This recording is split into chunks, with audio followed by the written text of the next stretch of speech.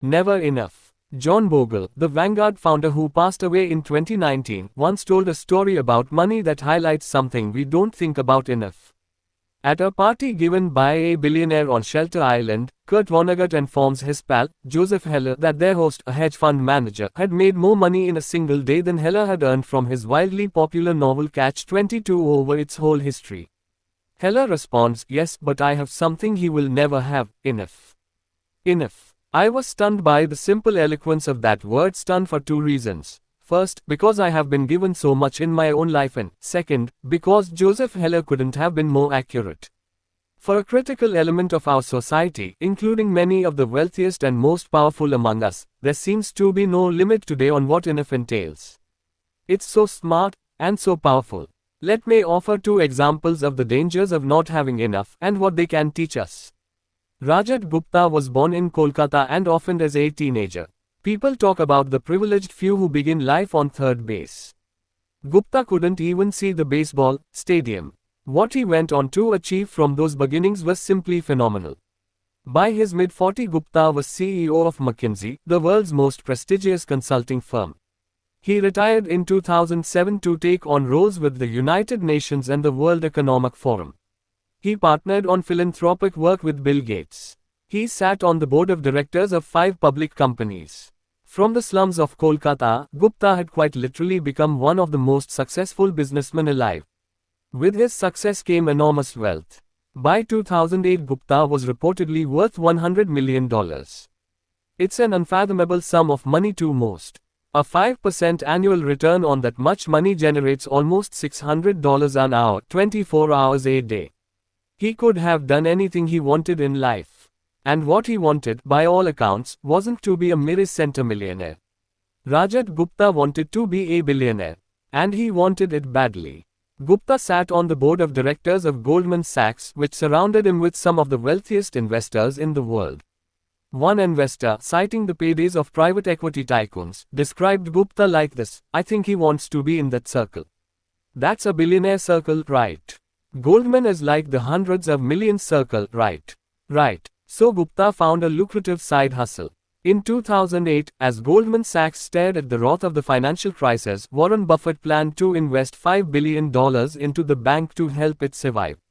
As a Goldman board member, Gupta learned of this transaction before the public.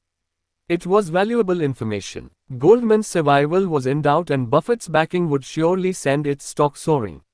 16 seconds after learning of the pending deal, Gupta, who was dialed into the Goldman board meeting, hung up the phone and called a hedge fund manager named Raj Rajaratnam. The call wasn't recorded, but Rajaratnam immediately bought 175,000 shares of Goldman Sachs, so you can guess what was discussed. The Buffett-Goldman deal was announced to the public hours later. Goldman stock surged. Rajaratnam made a quick $1 million. That was just one example of an alleged trend. The SEC claims Gupta's insider tips led to $17 million in profits. It was easy money. And, for prosecutors, it was an even easier case. Gupta and Rajaratnam both went to prison for insider trading, their careers and reputations irrevocably ruined. Now consider Bernie Madoff. His crime is well known. Madoff is the most notorious Ponzi schemer since Charles Ponzi himself. Madoff swindled investors for 2 decades before his crime was revealed, ironically just weeks after Gupta's endeavor. What's overlooked is that Madoff, like Gupta, was more than a fraudster. Before the Ponzi scheme that made Madoff famous, he was a wildly successful and legitimate businessman. Madoff was a market maker, a job that matches buyers and sellers of stocks. He was very good at it. Here's how the Wall Street Journal described Madoff's market-making firm in 1992. He has built a highly profitable securities firm, Bernard L. Madoff Investment Securities, which siphons a huge volume of stock trades away from the big board. The $740 million average daily volume of trades executed electronically by the Madoff firm of the exchange equals 9% of the New York exchanges. Mr. Madoff's firm can execute trades so quickly and cheaply that it actually pays other brokerage firms a penny a share to execute their customers' orders, profiting from the spread between bid and ask prices that most stocks trade for. This is not a journalist inaccurately describing a fraud yet to be uncovered. Madoff's market-making business was legitimate.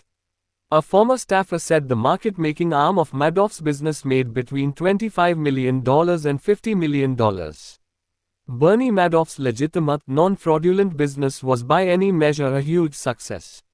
It made him hugely and legitimately wealthy. And yet, the fraud. The question we should ask of both Gupta and Madoff is why someone worth hundreds of millions of dollars would be so desperate for more money that they risked everything in pursuit of even more. Crime committed by those living on the edge of survival is one thing. A Nigerian scam artist once told the New York Times that he felt guilty for hurting others, but poverty will not make you feel the pain. What Gupta and Madoff did is something different. They already had everything: unimaginable wealth, prestige, power, freedom. And they threw it all away because they wanted more. They had no sense of enough. They are extreme examples. But there are non-criminal versions of this behavior. The hedge fund long-term capital management was staffed with traders personally worth tens and hundreds of millions of dollars each, with most of their wealth invested in their own funds. Then they took so much risk in the quest for more that they managed to lose everything in 1998, in the middle of the greatest bull market and strongest economy in history. Warren Buffett later put it.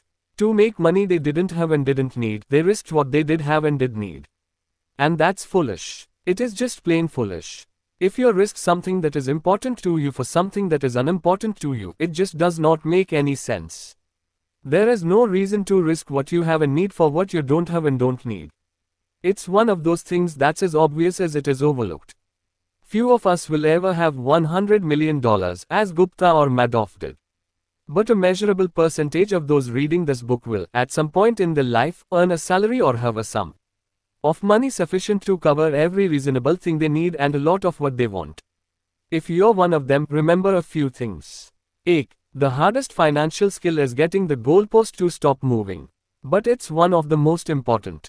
If expectations rise with results, there is no logic in striving for more because you'll feel the same after putting in extra effort. It gets dangerous when the taste of having more money, more power, more prestige increases ambition faster than satisfaction. In that case, one step forward pushes the goalpost 2 steps ahead. You feel as if you're falling behind, and the only way to catch up is to take greater and greater amounts of risk. Modern capitalism is a pro at 2 things: generating wealth and generating envy. Perhaps they go hand in hand. Wanting to surpass your peers can be the fuel of hard work. But life isn't any fun without a sense of enough. Happiness, as it's said, is just results minus expectations. Though, social comparison is the problem here. Consider a rookie baseball player who earns $500,000 a year. He is, by any definition, rich. But say he plays on the same team as Mike Trout, who has a 12-year, $430 million contract. By comparison, the rookie is broke. But then think about Mike Trout. $36 million is an insane amount of money. But to make it on the list of the top 10 highest paid hedge fund managers in 2018, you needed to earn at least $340 million in 1 year. That's who people like Trout might compare their incomes to. And the hedge fund manager who makes $340 million compares himself to the top 5 hedge fund managers who earned at least $770 million in 2018. Those top managers can look ahead to people like Warren Buffett, whose personal fortune increased by $3.5 billion in 2018. And someone like Buffett could look ahead to Jeff Bezos, whose net worth increased by $24 billion in 2018, a sum that equates to more than the rich baseball player made in a full year. The point is that the ceiling of social comparison is so high that virtually no one will ever hit it. Which means it's a battle that can never be won, or that the only way to win is to not fight to begin with, to accept that you might have enough, even if it's less than those around you. A friend of mine makes an annual pilgrimage to Las Vegas. One year he asked a dealer, "What games do you play, and what casinos do you play in?" The dealer, stone cold serious, replied, "The only way to win in a Las Vegas casino is to exit as soon as you enter." That's exactly how the game of trying to keep up with other people's wealth works too. Team. Enough is not too little. The idea of having enough might look like conservatism, leaving opportunity and potential on the table. I don't think that's right. Enough is realizing that the opposite, an insatiable appetite for more, will push you to the point of regret. The only way to know how much food you can eat is to eat until you're sick. Few try this because vomiting hurts more than any meal is good. For some reason, the same logic doesn't translate to business and investing, and many will only stop reaching for more when they break and are forced to. This can be as innocent as burning out at work or a risky investment allocation you can't maintain. On the other end, there's Rajat Guptas and Bernie Madoffs in the world who resort to stealing because every dollar is worth reaching for regardless of consequence. Whatever it is, the inability to deny a potential dollar will eventually catch up to you. Char, there are many things never worth risking, no matter the potential gain. After he was released from prison, Rajat Gupta told the New York Times he had learned a lesson. Don't get too attached to anything, your reputation, your accomplishments, or any of it. I think about it now, what does it matter? Okay, this thing unjustly destroyed my reputation. That's only troubling if I am so attached to my reputation. This seems like the worst possible takeaway from his experience, and what I imagine is the comforting self-justifications of a man who desperately wants his reputation back but knows it's gone. Reputation is invaluable. Freedom and independence are invaluable. Family and friends are invaluable. Being loved by those who you want to love you is invaluable. Happiness is invaluable. And your best shot at keeping these things is knowing when it's time to stop taking risks that might harm them. Knowing when you have enough. The good news is that the most powerful tool for building enough is remarkably simple and doesn't require taking risks that could damage any of these things. That's the next chapter.